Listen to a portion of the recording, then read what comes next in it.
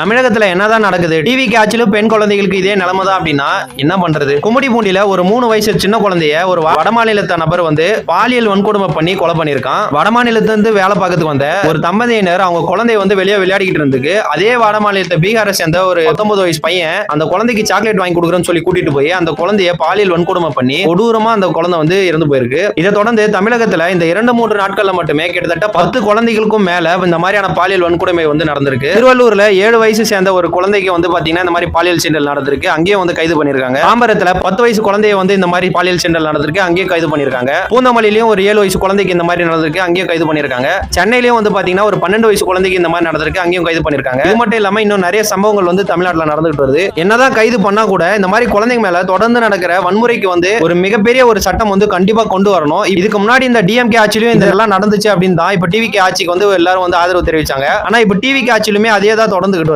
இப்போ சிங்கப்பெண் அதிரடி திட்டம் சொல்லிட்டு சிஎம் விஜய் அவர்கள் தொடங்கி வச்சாரு. இப்போ என்னதான் இந்த மாதிரியான புது திட்டங்கள் கொண்டு பெண்களுக்கு பாதுகாப்பு பலப்படுத்தணும்னு நினைச்சா கூட இந்த மாதிரியான நிறைய சம்பவங்கள் அங்க நடந்துகிட்டே தான் வருது. இதுக்கு முதல்ல சட்டங்கள் இன்னுமே கடுமையாக்கப்படணும். அது மட்டும் இல்லாம தப்பு பண்றவங்களுக்கு உடனடியாக தண்டனை கிடைச்சா மட்டும்தான் இந்த மாதிரி தப்புகள் குறையதுக்கான சான்ஸ் இருக்கு. இதே நிலைமை தமிழகத்துல தொடர்ந்துச்சுன்னா பெண் பிள்ளைகளுக்கு பாதுகாப்பே இல்லாம போயிடும். இந்த மாதிரி பண்ற எச்ச நாய்களுக்கு என்ன மாதிரி தண்டனை கொடுக்கணுங்கிறத நீங்க நினைக்கிறீங்கன்றத கமெண்ட்ல சொல்லுங்க.